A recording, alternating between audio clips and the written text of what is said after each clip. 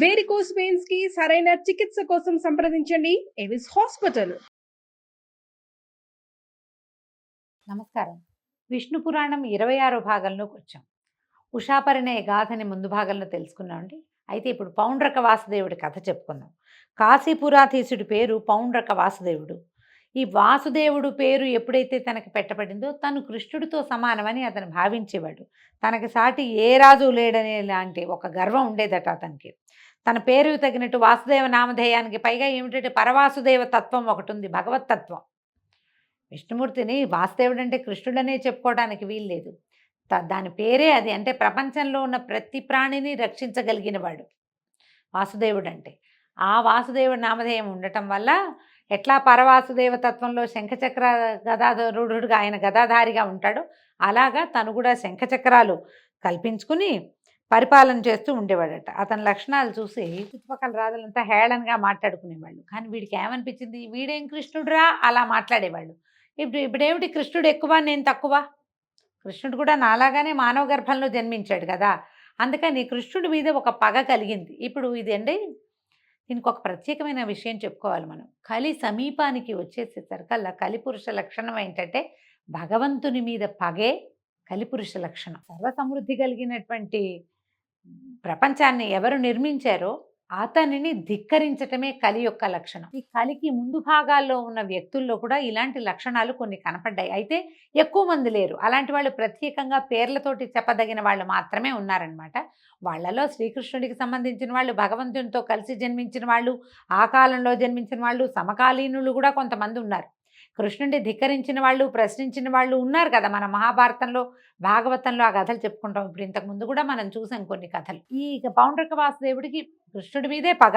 అయితే అన్ని విధాలా తమకి వసుడై ఉండాలని చెప్పవలసిన మాటలు చెప్పి ఒక దూతని కృష్ణుడి దగ్గరికి పంపించాడు. ఏంటి, నువ్వు నీ గొప్ప ఏం లేదు, నువ్వు ఇంకా శంఖాన్ని చక్రాన్ని పిలిస్తే వస్తాయి, చక్రాన్ని పిలవాలి నువ్వు, నా దగ్గర అవి రెడీగా ఉన్నాయి అని ఇలాంటి కొన్ని మాటలు చెప్పి నువ్వు నాకు వసుడుగా ఉండు అని ఉత్తరం రాయించి పంపించాడు. ఆ దూత వచ్చి, ఇది చూడండి, నందనందన శంఖచక్రాలు, గదా, ఖడ్గాలు, కౌస్తుభము, పీతాంబరము కలిగి ఉన్న వాసుదేవుడిని నేను అవన్నీ కలిగే ఉంటాను. నేను నా పేరుతో నువ్వు ఉండడానికి వీల్లేదు కాబట్టి వాటిని విడిచి నన్ను అనుకరించే బుద్ధి కలిగి ప్రవర్తిస్తూ ఉండు. కాదంటావా, ఈశ్వరాదులు తోడుగా వచ్చిన దారుణ రణంలో నిన్ను తెగనేసి ఆ చిహ్నాలన్నీ ఎగిరిపోయేటట్టు చేస్తాను అని మా రాజు కాశీపతి పౌండ్రక వాసుదేవుడు అనే పేరు వాడు నీకు చెప్పవలసిందనగా వచ్చి చెప్పాను, ఏమంటావు అని ఒక దూతతోటి ఈ వాక్యాలు చెప్పించాడు. పౌండ్రక వాసుదేవుడు అనే నేను, నాకు ఇవన్నీ ఉన్నాయి, ఇవన్నీ నావి, నువ్వు నన్ను అనుసరిస్తున్నావు, నువ్వు నన్ను అనుకరించద్దు, నన్ను మాకరి చేయొద్దు అన్నట్టుగా చెప్పాడు. చెప్పేసరికల్లా కృష్ణుడు ఏమన్నాడంటే, అలాగే ఏదో దారుణ రణం చేస్తామంటున్నారు కదా, అదేమిటో చేసి చూసి ప్రాణాలు విడవలసి వచ్చాయననుకో, ఒకవేళ నేను దొరికిపోయాను అనుకో, నేను ఓడిపోయాను అనుకో, అప్పుడే ఈ చిహ్నాలు విడిచేస్తా, అప్పుడే నేను ఈ పసుపచ్చటి బట్ట కట్టుకోవటం మానేస్తాను, ఈ మకర కుండలాదులు అవి ధరించడం మానేస్తా, ఈ శంఖం చక్రం కూడా అప్పుడే విడిచిపెడతాను, కౌస్తుభమణిని కూడా నేను ధరించను, అప్పుడే మానేస్తా. యుద్ధం అన్నారు కదా, ఏదో దారుణ రణం, దానికి రండి, ఆ సంగతి చూస్తానన్నాడు. అనేసరికల్లా వెతకపోయిన తీగ కాళ్ళకి తగిలినట్టుగా మీ రాజు సమాచారం నేనే చూడాలనుకుంటాను, ఏదో కారణం ఉండాలి, పోట్లాడికి ఒట్టి పుణ్యానికి ఎట్లా యుద్ధం చేస్తాము, కారణం ఉండాలి. తను ఎటాగో ముందుకొచ్చాడు, ఉత్తరం కూడా పంపించి దూతను పంపాడు కాబట్టి తప్పకుండా ఎదిరించాల్సిందే, పోయి చెప్పు, ఎల్లుండి వచ్చి ఏం చెయ్యాలో నేను ఈ సంగతి అది చేస్తానన్నాడు. కృష్ణుడి మాటలు విని ఆ దూత వెళ్ళి తన రాజుకి కృష్ణుడు ఏం చెప్పాడో, శ్రీకృష్ణుడు ఇట్లా ఇట్లా చెప్పాడని చెప్పాక కృష్ణుడు, బలభద్రుడు, సాత్యకి ప్రముఖ యాదవ వీరులను ద్వారకకు కాపర్లుగా ఉంచి చక్రాధ్యాయుధ పాణి అయి గరుడ వాహనుడై కాశీనగరానికి వెళ్ళాడట. లోకభీకరమైన పాంచజన్యాన్ని పూరించాడు. ఆ శబ్దం వింటే సగం మంది ప్రాణాలు వదిలిపెడతారట. ఆ ధ్వని విని పౌండ్రుడు తన సైనిక భటులను కృష్ణునిపైకి పంపగా కృష్ణుని మీద వివిధాయుధాలు ప్రయోగం చేశారట. కృష్ణుడు రోషభీషణాకారుడై తన ఆయుధాలను సముచితాస్త్ర ప్రయోగంతో ఎగరగొట్టే ఆయుధాలన్నింటినీ పౌండ్రుని సైనికుల్ని తెగొట్టేశాడు, తెగ నరికేశాడట. తన సేన సర్వనాశనమైందని తెలిసి పౌండ్రక వాసుదేవుడు కోపించి రథారూఢుడై రణరంగానికి వచ్చాడు. అచ్చంగా వేషమంతా వాసుదేవుని వేషమే. వానిని చూసి చిరునవ్వు మోముతో కృష్ణుడు ఇట్లా అన్నాడట, దూత చేత నాకు వార్త పంపావు కదా, ఆ పని ఏదో నెరవేర్చడానికే వచ్చాను, నీళ్ళు నీళ్ళు అని చక్ర ఆయుధాన్ని ప్రయోగించాడట. అంతే, ఎండుపుల్ల అగ్గిమంటకి ఆహుతైనట్టుగా పౌండ్రక వాసుదేవుడు కృష్ణుడి చక్రానికి బలైపోయాడు. పైనున్న దేవతలు పరమానందంతో కృష్ణుని స్తుతి చేశారు. తర్వాత కృష్ణుడు ద్వారకకు రాగా పౌండ్రకుని కుమారుడు కృష్ణునిపై పగబట్టి అది తీర్చుకోవాలని శివుని గురించి 12 ఏళ్ళు తపస్సు చేశాడట ఘోరంగా. శివుని వల్ల ఒక శక్తిని వరంగా పొంది దాన్ని ద్వారకకి వచ్చి ప్రయోగించాడు. కృష్ణుడు అది తెలిసి చక్రాన్ని విడువగా అది పౌండ్రకుని కొడుకుని వాడు ప్రయోగించిన శక్తిని ముక్కలు చెక్కలు చేసేసిందట. ఇలాగా కృష్ణుడు చేసినటువంటి పనులు అతిమానుషములు. అలాగే బలభద్రుడు చేసిన పనులు కూడా వర్ణనాతీతాలైన కార్యక్రమాలు చేశాడు. దుష్ట శిక్షణ, శిష్ట రక్షణ, ధర్మ సంస్థాపన లక్ష్యంగా ఇలపై అవతరించి ఆ విష్ణువు చేసిందంతా ధార్మికమే. ఆత్మబంధువైనా సరే అధర్మ మార్గాన ప్రవర్తించాడంటే వానిని సమూలంగా నాశనం చేసిన ధర్మమూర్తి శ్రీకృష్ణుడు. దేవాదులు కూడా ఆశ్చర్యుని ఆనందాన్ని కలిగించే పనులెన్నో చేశాడు. దుష్ట శిక్షణ చేసి భూభారం తీర్చడమే లక్ష్యంగా నారాయణుడు ద్వాపర యుగాంతంలో కృష్ణునిగా యదువంశంలో జన్మించాడు. పాండవులకు కౌరవులకు ఆస్తి పంపకం నెపంతో కలహం కలిగించి ఉభయ పక్షాలని యుద్ధానికి సిద్ధం చేశాడు. ఇరు వర్గాలకి తోడుగా ఇలపై గల రాజులు ఎందరో వచ్చారు. మొత్తమంతా 18 అక్షౌహిణుల బలగం. తన పర అనే భేదం లేనివాడే అర్జునునికి రథసారథి అయి 18 దినాలు పోరు ఘోరంగా జరిగేటట్టు చేశాడు. సర్వనాశనం కూడా అయ్యింది. అలాగే యాదవులను చూస్తూ పరస్పరం వైరం కలిగించి వాళ్లలో వారు కొట్టుకు చచ్చేటట్టుగా చేశాడు. చివరికి తన అన్న బలరాముడు పరమపదానానికి వెళ్ళిపోయారు. అలా చెప్పగా మైత్రేయుడు మహాత్మా, ఆపదల్లో ఉన్నవారిని ఆదుకునే కృష్ణుడు తన వంశీయులకే కలహాన్ని పుట్టించి చంపటమేమిటి? బలరామ పద్ధతి ఏది? ఆయన ఎలా వెళ్ళాడు? ఎక్కడికైనా పరమపదానికి ఎలా వెళ్ళాడు? అది ఏదో వివరించమని కోరుతూ ఉంటే పరాశరుడు ఇట్లా చెప్పాడట. ఇది మౌసల పర్వం అండి, మహాభారతంలో మౌసల పర్వం. ఈ మౌసల పర్వం గురించి ఒక వీడియో కూడా చేశాం, మన ఛానల్లో ఉంది, చూడండి. అది ప్రత్యేకంగా కనపడుతుంది. కృష్ణ అవతారం సమాప్తి ఎలా జరిగింది అనేది మౌసల పర్వంలోనే కనిపిస్తుంది. అది ఇక్కడ చెప్పబడింది. యాదవులు ఇంద్రాదులకు కూడా తేరి చూడరాని బలపరాక్రమాలతో మితిమీరి ప్రవర్తించడం చూసి కృష్ణుడు ఇట్లా అనుకున్నాడట, వీళ్ళని అంతమొందిస్తే గానీ భూభారం తీరదు, ఆ పని చేయవలసిందే అనుకుంటూ ఉండగా దూర్వాసుడు కృష్ణ దర్శనం చేయాలని ద్వారకకి వచ్చి ద్వారం దగ్గర నిలబడి తన రాక కృష్ణుడికి చెప్పవలసిందని అక్కడున్న యాదవ కుమారులతో చెప్పారట.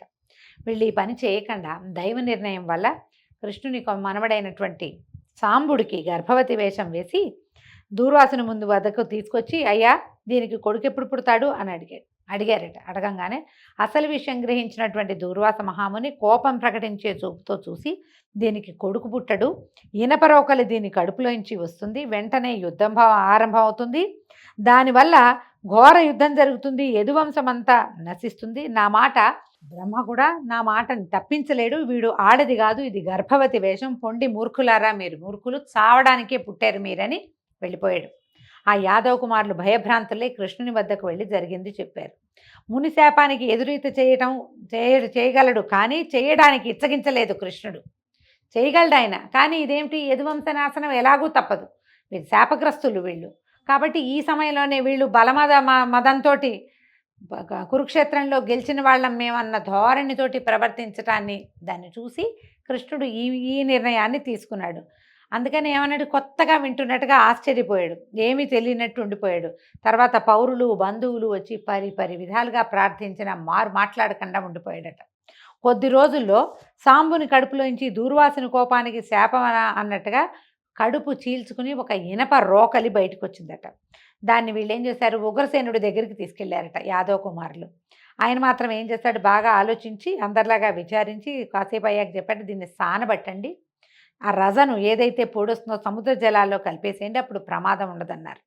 అనేసరికల్లా మంత్రులు ఏం చేశారట, దాన్ని బాగా ఇచ్చేసి అరగదీసి ఆ రజనంతా సముద్రంలో కలిపించారు.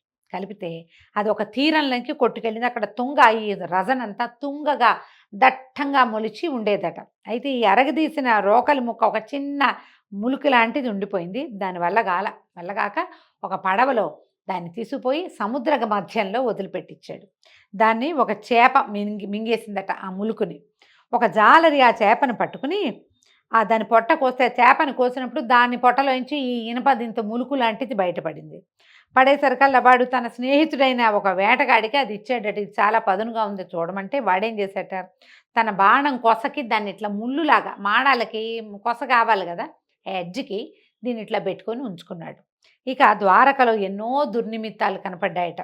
కుక్కలు నక్కలు ఇళ్లల్లోకి వచ్చేయటం, ఇళ్ల మీదకి ఎక్కి అరవటం, కాకులు గుడ్లగూబలు కలిసి ఇళ్లల్లో కూయటం, గబ్బిలాలు ఇళ్లల్లోకి ప్రవేశించటం, పట్టపగలు మింట చుక్కలు కనపడడం, అకాల మేఘాలు, మేఘాల్లోంచి వర్షం, ఈ రక్తపు వర్షం కురవడం, పురవరి వీధిలో క్రూర మృగాలు బయటకు వచ్చేయటం. మనం ఇప్పుడు చిరుత సంచారం అని వింటుంటాం కదా. చిరుత సంచారం ఏంటంటే దుర్నిమిత్తం అట, మంచి సంజ్ఞ కాదు. అవి ఎక్కడ ఉండాలి, అడవుల్లో ఉండాలి. ఊళ్ళల్లోకి వచ్చేయటం మంచిది కాదట. భయంకరంగా కూతలు, గ్రహాలని వక్రగతిన సంచరించడం, పట్టపగలే కనిపిస్తూ ఉండటం, ఆవిరితోటి అగ్గి మంటలు వచ్చేస్తూ ఉండటం, ఇవన్నీ యదువంశం వినాశం కాబోతోంది అనే దానికి సూచనగా కనపడేవి. అయితే ఒకనాడు ఉద్ధవుడు వచ్చి కృష్ణుడి దగ్గరకు వచ్చాడట. కృష్ణ, నీకు తెలియంది కాదు, ద్వారకలో దుర్నిమిత్తాలు కనపడుతున్నాయి. మరి నీ పుత్రమిత్రాదుల సంరక్షణ ఏమిటి, ఏం చేయబోదాము, ఇప్పుడు ఏం చేద్దాము అని అడిగితే ఈయన చెప్పాడట కృష్ణ పరమాత్మ వాక్యాలు చూడండి.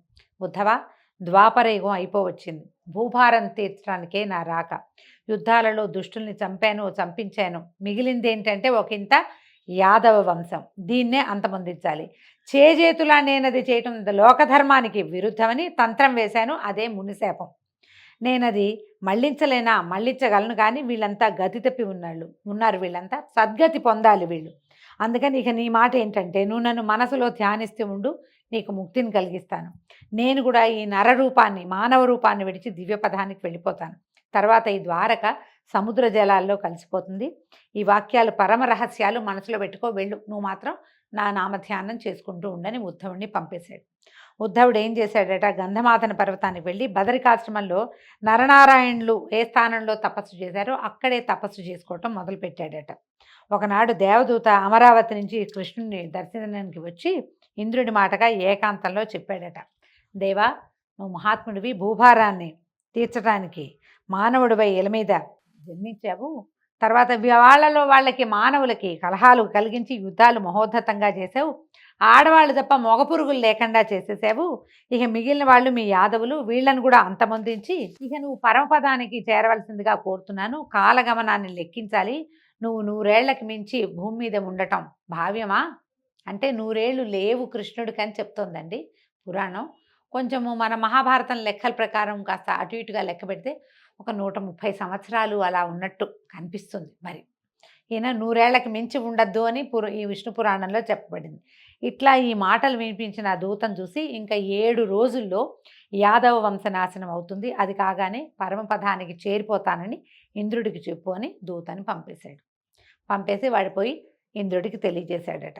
తర్వాత యాదవులు విష్ణుమాయా ప్రేరితులై ప్రభాస తీర్థంలో స్నానం చేసి మహోత్సవం పేరుతోటి మద్యం తాగి మత్తెక్కి మాటకి మాట మీరి బాహాబాహి కచాకచి ముష్టాముష్టి పోరాడటమే కాకుండా అస్త్రశస్త్ర ప్రయోగం చేసి దానితో చాలక కత్తులతో పోరాడుకుని అది సరిపోక సముద్రం ఒడ్డున ఉన్న తుంగ తీసి దాంతో బాదుకోవటమే కృష్ణ మాయ వల్లే ఇది జరిగిందట.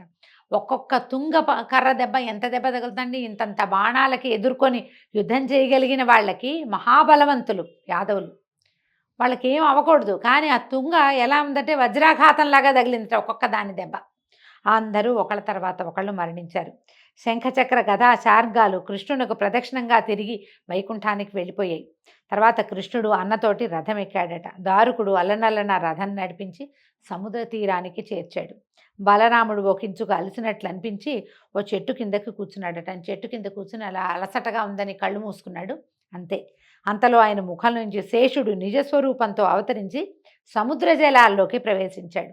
సముద్రుడు సముచిత రీతిని ఉపచారం చేశాడు. వాసుకి మొదలైన నాగపతులు వచ్చి స్వాగతం పలికారు. శేషుడు వారందరినీ ఆదరంతో చూసి వారితో కలిసి అమరలోకానికి వెళ్ళిపోయాడు. అప్పుడు కృష్ణుడు దారుకుణ్ణి చూసి, దారుక, నువ్వు ఇక ద్వారకకి వెళ్ళు, నేను మరి నగర ప్రవేశం చెయ్యను, పైలోకానికి నేను వెళ్ళిపోతాను. నువ్వు వెళ్ళి ఉగ్రసేనుడు ఇంకా ఉన్నవాళ్ళు అక్కడ ఎవరుంటే వాళ్ళు వినేలాగా చెప్పమన్నాడు.